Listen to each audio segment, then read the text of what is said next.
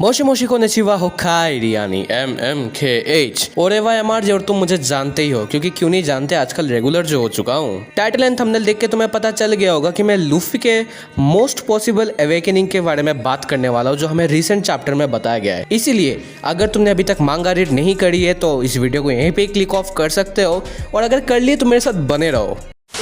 But उससे पहले अगर तुम मेरी वीडियोस को रेगुलरली देखते हो, तुम्हें अच्छी भी लगती है, तो सब्सक्राइब करना जरूर। क्योंकि इस ग्राफ को देखो यार, अगर इस ग्राफ में से 50% लोग भी मुझे सब्सक्राइब कर लेते हैं ना, तो मेरे 500 सब्सक्राइबर्स के ऊपर हो जाएंगे। एंड 900 रियल टाइम व्यूअर्स, यानी जो लोग देखते हैं रेगुलरली, उन्होंने एग्जैक्टली सब्सक्राइब नहीं किया मेरे को। I mean, are we crazy now guys? तुम्हें ये करना पड़ेगा। And with that I covered up all the intro stuff. With that being said, let's roll the intro.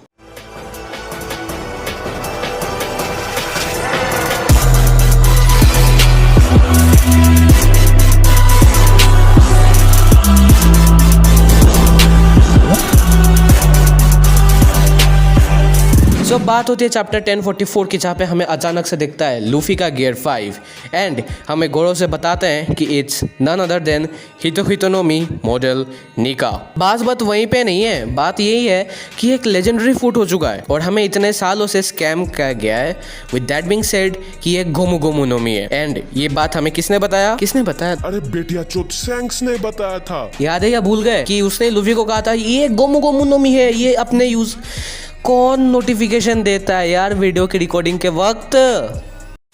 सो या जो मैं कह रहा था कि शैंक्सी लूफी को कहता है ये गोमो गोमो नोमी है, जो तुम्हें रबर में बना देता है। बट हमें आज पता चल चुका है कि ये जो मिथिकल जोआन की एक एबिलिटी रहती है ना, कि तुम्हें एक एक्स्ट्रा पावर देने की, जैसे कि मार्को का ब्लू फ्लेम्स हो गया हो, यामाटो का आइस हो गया हो, तो लूफी का भी निका मॉडल का बेस्ट पावर यही था कि वो रबर, अपने बॉडी को एक टाइप से रबर बना सकता है एंड अपने सराउंडिंग को भी रबर कर सकता है। अब देखो, मैंने कवर कर लिया most of the power, but मैं यहाँ पे बात इसकी नहीं करने वाला। मैं बात करने वाला हूँ जोआन अवेकनिंग की। तो देखो, बहुत सारे लोगों को पता नहीं होगा, क्योंकि मोस्ट ऑफ द लोगों ने इम्पेल डाउन आर्क को स्किप किया होगा, क्योंकि मरीन फूड की हाइप ही ऐसी थी यार। बट इम्पेल डाउन आर्क में कुछ ऐसा हुआ था जो बहुत लोग मिस कर चुके हैं क्रोकोडाइल को लेके। चैप्टर 443 में हम देखते हैं कि जिनबे, क्रोकोडाइल और लूफी मिल के इम्पेल डाउन के एनिमल गार्ड्स को मार देते हैं। बट उसके बाद होता क्या है, ठीक 2 चैप्टर बाद वो लोग फिर से उठ जाते हैं नॉकआउट होने के बाद, ठीक जैसे लूफी नॉकआउट हुआ था और अचानक से एवेकन हो चुका था। यहाँ पे क्रोकोडाइल ऐसे कहता है कि ये जोआन फ्रूट्स का एवेकनिंग पावर है, जो कि अपने मरे हुए हीलर, मतलब डिफीट हुए, नॉकआउट हुए यूजर को एक्स्ट्रा हील करते हैं, और जब एवेकनिंग करते हैं तो वो आउट ऑफ द माइंड रहते हैं। इसलिए अगर तुम देखोगे तो लूफी जब अभी काइडो से हार के या फिर मर के जब वो फिर से जिंदा हुआ है, तो वो कुछ अजीब रिएक्ट कर रहा है, जैसे पागलों की तरह हंसना, जो कि वो नॉर्मली नहीं करता सीरियस फाइट के वक्त। And it is quite strange, जो कि क्रोकोडाइल की इस वाली बात को भी प्रूव करता है। एंड अभी अगर तुम बोलोगे कि क्या हुआ, ये तो क्रोकोडाइल ही बोल रहा है, इसमें ऐसी क्या बड़ी बात हो गई? सो वेट गाइज, अगर तुम्हें याद ना हो तो अलाबास्ता आर्क में फिर से नोटिफिकेशन ओके अगर तुम्हें याद ना हो तो अलाबास्ता आर्क में क्रोकोडाइल ने ही हमें डोफ्लामिंगो का एवेकनिंग का या फिर काटाकुड़ी के एवेकनिंग का भी फोरशैडोइंग किया था, जहाँ पे वो अपना हैंड ज़मीन पर रख के सैंड को बाहर निकालता है। एंड ये दिखने में ऐसा लगता है कि वो ग्राउंड को ही सैंड बनाता है, which is a possible foreshadowing for Doflamingo awakening और द काटाकुड़ी एवेकनिंग। बट बात ऐसी है कि इतने सारे जो मैंने पॉइंट्स कहे हैं ना, वो एक्चुअली उलट के आते हैं, क्योंकि इस पूरे चैप्टर में जब मैंने इसे 3-4 बार रीड किया, कहीं पे भी ये मेंशन नहीं होता है कि लूफी ने एवेकनिंग करी है।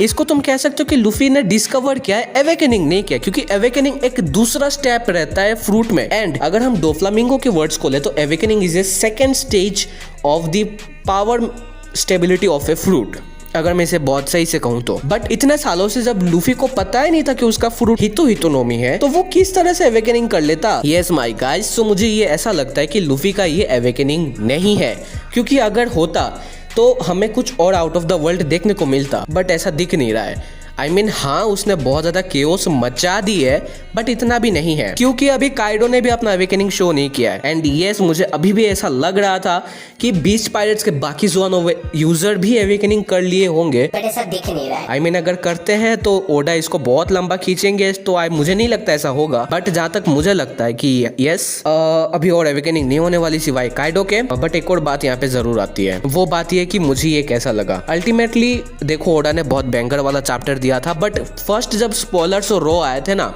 तो मैं सेटिस्फाइड नहीं था।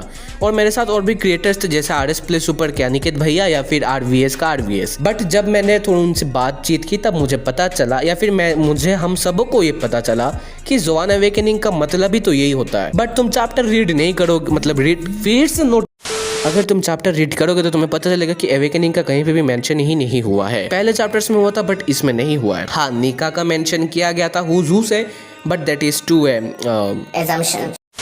वेल, इन सब के बाद मेरा एक ही रिएक्शन बाकी है एंड वो ये है कि आई थिंक ब्लैकबियर्ड अभी 3 डेविल फ्रूट्स को रखेगा ही रखेगा। I mean this is peak. अगर अभी ब्लैकबियर्ड 3 डेविल फ्रूट्स नहीं रखता, I don't know what Oda might be thinking. हमें काइडो के अवेकनिंग भी नहीं पता। God, I am excited.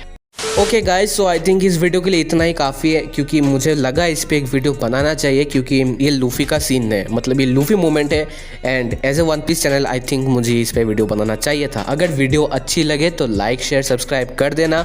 And screen पे तुम्हें उसॉप की थ्योरी, मरीजोआस की थ्योरी, लूफी का ट्रू ड्रीम और बहुत सारी चीज़ें देखने को मिल जाएंगे। एंड हाँ, उसॉप का थ्योरी का एक और वीडियो और 2 वीडियो आना बाकी है, उसके लिए भी स्टे ट्यून्ड रहना। एंड एक किज़ारू पे भी वीडियो आना बाकी है। With that being said, I take my leave. Sayonara.